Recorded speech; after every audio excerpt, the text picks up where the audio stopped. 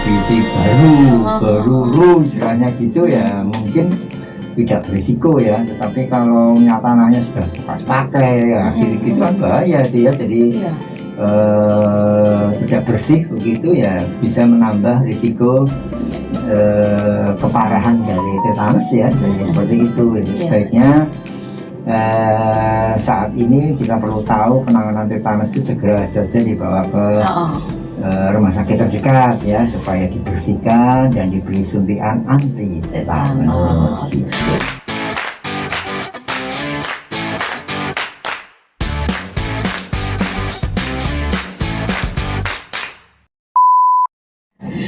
Nah dokter, setelah tadi ada gejala-gejala, dokter sudah memberikan bagaimana cara terapi medisnya ya dokter ya. Terus terakhir nih dokter, sebelum kita masuk menjawab pertanyaan nih, tipsnya seperti apa dok?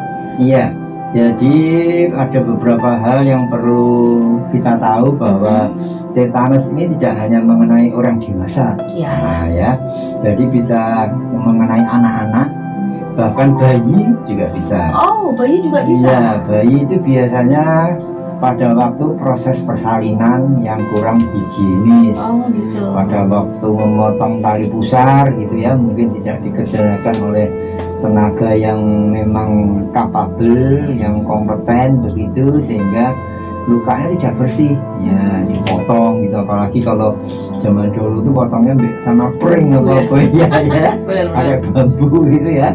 Nah seperti gitu-gitu itu memang berisiko terjadi tetanus seperti itu. Tetanus itu ya yang paling penting adalah mencegahnya adalah menjaga supaya kalau kita luka tidak kotor ya, apalagi pada luka-luka yang dalam ya, dalam dan biasanya kotor ya. Dan dalam ini biasanya kadang-kadang permukaannya tidak terlalu lebar juga, jadi membersihkan yang di bagian kayak paku itu ya, kan itu kan mantepnya dalam itu biasanya ya. Nah itu kan bahan dikata pakunya sudah dicabut pun kan lukanya di dalam itu kan masih mungkin berisiko kotor ini biasanya akan dibersihkan di bagian IGD ya, di IGD rumah sakit. Jadi pada prinsipnya pencegahannya adalah mencegah supaya kebersihan dari luka ya. Kedua, pemberian anti tetanus ya. Perlu kita tahu bahwa pada anak-anak ada yang disebut vaksin tetanus. Biasanya pada anak-anak sudah diprogramkan ya, vaksin tetanus ini diberikan pada usia-usia tertentu ya, biasanya diberikan beberapa tahap. Yang penting ya itu saya kira ya. Jadi juga yang penting adalah kalau kita beraktivitas, apalagi misalkan di kebun, apa di taman begitu, jangan lupa memakai sandal. Ya, sandal ini melindungi kaki kita dari luka akibat benda-benda yang tajam yang ada di situ, mungkin pecahan kaca ya, atau tadi paku, mungkin bekas-bekas kaleng yang sudah berkarat gitu-gitu. Nah, perlu kita waspadai supaya tidak atau terhindar dari tetanus. Itu itu tipsnya ya dok? Iya, baik. Berarti sudah berakhir nih obrolan kita. Nanti kita akan menjawab berbagai macam pertanyaan ya. Dan tapi sebelum menjawab pertanyaannya dokter, kita dengarkan informasi terlebih dahulu. Radio Kiss 103.2 FM yang selalu pas di hati Anda. Pecinta setia Radio Kiss, sudah jam 8 lewatnya 29 menit. Kita langsung ya dokter membalas pertanyaan-pertanyaan yang datang ya. Iya betul sekali. Dari siapa dulu? Tadi dari Pak Palur, Pak Palur. Oh iya, Pak Palur di Jagalan Banteng. Ya, Pak Palur apa ya? Ya, gejalanya kejang dan tetanus atau disebabkan oleh apa? Ya, baik. Terima kasih untuk Pak Palur ya di Jagalan ya. Jadi untuk kejang tetanus ini disebabkan oleh karena kuman ya. Karena kuman, walaupun cara penularannya atau cara terjadinya itu karena luka ya, karena luka yang dalam dan kotor ya, misalkan kena paku berkarat, kena sisa makanan kaleng yang juga berkarat atau yang kotor-kotor di tanah seperti itu ya. Kalau pada bayi biasanya karena proses persalinan pada waktu memotong plasenta yang kurang bersih dan seterusnya itu, dan itu yang bisa menyebabkan kuman ini tadi ya, Clostridium tetani ya namanya, karena jadi lain dengan yang lain-lain ya. Kalau biasanya kalau kejang demam itu karena panas ya, kalau panasnya tinggi terus kejang. Ini karena penyebabnya adalah karena kuman ya. Jadi ada kuman yang khusus namanya Clostridium tetani. Kemudian beberapa tanda gejala yang khas yang membedakan dengan yang lain-lain, yang menjadi kekhasan dari tetanus ini, kejang tetanus adalah rahang yang kaku. Biasanya membuka mulut itu jadi susah ya. Jadi menjadi kaku, kemudian wajah dan daerah leher juga kaku ya, jadi untuk nengok-nengok segala macam susah ya. Jadi wajahnya juga untuk berekspresi menjadi susah karena kaku ya, kayak menyeringnya gitu ya. Kemudian bisa kaku juga pada daerah leher sehingga akibatnya kesulitan untuk menelan. Kaku pada leher, kemudian juga bisa turun sampai ke kaku di bagian perut ya. Ya, dan perut itu kaku sekali ya, kadang-kadang bisa menjadi kalau dipegang itu keras sekali gitu ya. Jadi kayak memang benar-benar kayak kram gitu ya, ototnya keras ya, jadi dipegang itu. Nah ini tentu saja kalau seperti itu berbahaya untuk mekanisme pernafasan ya, selain demam itu sendiri ya. Jadi memang ada demam. Memang biasanya demamnya ini relatif tidak tinggi sekali ya, beda sama kejang demam, kadang-kadang kan 38 naik 39, kadang-kadang sampai 40 ya, sehingga terjadi demam. Kalau pada kejang tetanus ini tidak ya, biasanya ya 38, 39 begitu, jarang yang sampai panas tinggi.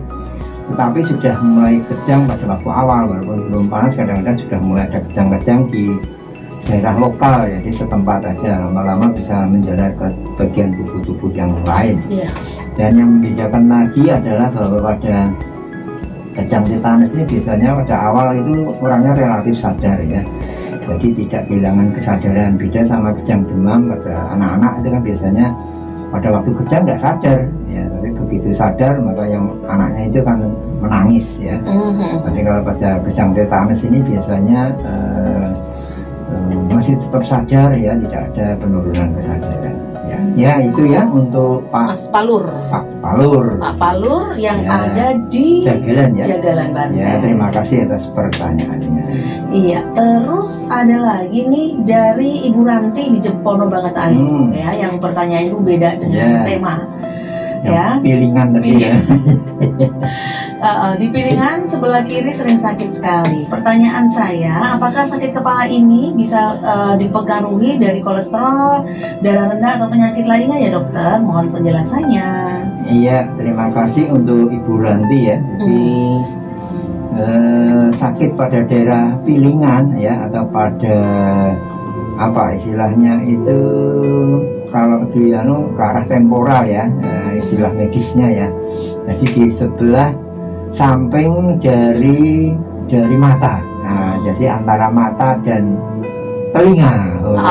Itu pilingan ya. Iya. Bahasa Jawa itu pilingan. Itu bahasa Indonesianya apa dok? Tahu nggak? Pilingan. Iya, nggak tahu ya. Nggak ada bahasa Indonesia ya. Jadi ya kalau gejalanya di situ aja dan daerah kiri saja ya, apa ya, masih banyak kemungkinan ya Bu Ranti ya. Jadi penyebabnya bisa banyak sekali ya. Tapi kalau melihat gejalanya hanya satu sisi ya, kemungkinan karena penyebab kolesterol itu mungkin minimal ya.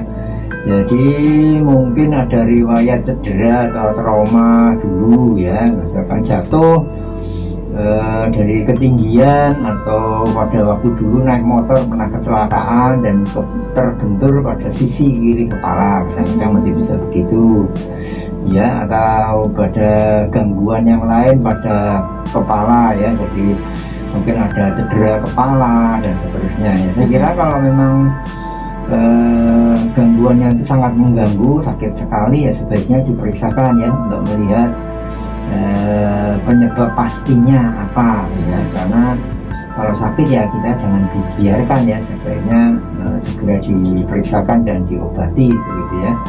Jadi mohon maaf ya, saya tidak terlalu bisa menjawab secara spesifik karena saya kira itu perlu pertama periksa darah ya, periksa ke dokter tentu saja yang terdekat saja. Kemudian biasanya periksa darah, kalau diperlukan foto kepala ya, foto kranium ya, untuk melihat kalau diperlukan ya CT scan sama MRI untuk melihat apakah ada kelainan pada daerah otak sisi yang temporal ya, yang sisi yang samping gitu ya, sisi pilingan tadi ya, seperti itu. Jadi mungkin sementara saya kira itu dari jawaban saya. Semoga bisa menjadikan maklum ya, jadi seperti itu ya. Terima kasih ya Bu Ranti di rumah. Iya. Terus Pak Sabto. Oh iya Pak Sabto itu tadi pertanyaannya berapa lama ya proses penyembuhan itu ya? Apa benar ya dokter ya? Tidak tercatat di Rosmata tadi. Ya, jadi untuk Pak Sabto ya, jadi tadi kan menanyakan berapa lama memang terjadi kejang ya, berapa ya. Ini kalau untuk kejang memang bermacam-macam ya Pak Sabto ya, jadi tergantung dari macamnya kejang tadi ya. Biasanya kalau kejang demam ya begitu apa namanya sesaat ya, nggak sampai biasanya 2-3 menit, nggak sampai 5 menit biasanya kejang itu hilang ya, hanya pada waktu panas yang tinggi seperti itu. Sedangkan kalau kejang epilepsi biasanya agak lama ya, berlangsung agak lama ya, dan biasanya kalau tidak ditangani bisa terjadi berulang-ulang ya, berulang-ulang sampai menjelang dewasa masih bisa kalau pengobatannya tidak komprehensif gitu ya. Sedangkan pada kejang tetanus ini beda lagi ya, kalau kejang tetanus ini biasanya penyebabnya karena luka ya, biasanya masuk melalui luka, baik ini luka pada kaki karena benda tajam yang kotor ya, luka pada umbilikus, pada udel itu bahasa Indonesia pusar ya, pusat atau pusar ya. Nah seperti itu, ada waktu proses persalinan yang kurang higienis begitu ya, yang pokoknya yang luka-luka yang dalam ya, atau mungkin terjadi pada luka bakar ya. Kadang-kadang luka bakar itu kalau dalam kan susah dibersihkan itu ya, pada luka bakar itu. Jadi biasanya memang masih berisiko terjadinya tetanus ya, kejang tetanus ya. Jadi bervariasi. Kejang tetanus ini biasanya onsetnya bisa dari sekitar 4-5 hari setelah kejadian sampai 3 minggu masih bisa terjadi. Jadi biasanya pada waktu seperti itu kan dokter akan tanya dari riwayat kena luka, kena paku, apa-apa ya, tanyakan beberapa hari gitu. Kira-kira begitu ya Pak Sabto ya. Jadi memang harinya beda-beda ya. Kalau penanganannya tadi sudah saya sampaikan ya, kalau pada kejang tetanus ya yang utama adalah membersihkan luka tadi ya, biasanya diberikan obat-obat ya, untuk menangani kumannya, untuk menangani anti serumnya, untuk menangani kejang-kejang ototnya dan seterusnya ya, yang sesuai dengan kondisi yang terjadi gitu kan. Kemudian juga biasanya disarankan untuk ada vaksinnya ya, sehingga terutama diberikan pada anak-anak biasanya beberapa tahap ya. Pada dewasa juga sebetulnya masih memungkinkan ya, tadi kalau biasanya yang diberikan adalah ATS, anti tetanus serum biasanya ya, seperti itu. Dan biasanya pemberian injeksi anti tetanus serum itu sebelum disuntikkan biasanya dites dulu di kulit ya, dites sedikit gitu, nanti obat suntikannya melentung enggak, melentung berarti alergi, enggak diberikan obat yang lain. Tapi kalau tidak melentung, tidak membengkak begitu, bekas suntikan kecil di kulit begitu, di lengan biasanya suntikannya tesnya. Nah itu nanti baru disuntikkan ya kepada yang bersangkutan, selain perawatan luka dan pemberian obat yang lain. Itu ya kira-kira lebih Pak Sabto ya, jadi penanganan pada kejang tetanus ya. Makasih atas pertanyaannya Pak Sabto. Iya, mudah-mudahan puas Puas. Terima kasih ya dokter. Ya, terima untuk kasih. kedatangannya bersama dengan kita membahas tentang kejang tetanus ya, dan mudah-mudahan ini bisa menjadi pengetahuan yang luar biasa karena Rosma juga baru tahu nih kalau tetanus itu ada kejangnya. Iya. Karena aku katro atau karena Iya, jadi ini penting untuk kita ya, ketahui. Ya, betul sekali. Jadi demikian dari saya pada pagi hari ini. Terima kasih Mbak Rosma Ya, sudah menemani saya. Terima kasih untuk pecinta Radio Kiss nih ya. Dimanapun berada, mungkin yang sedang masak atau sedang mengendarai mobil dalam perjalanan atau mungkin di kantor atau di jalan lain. Terima kasih atas waktunya. Saya mohon maaf kalau ada kesalahan di dalam kata-kata saya. Semoga bermanfaat dan sampai jumpa di lain kesempatan.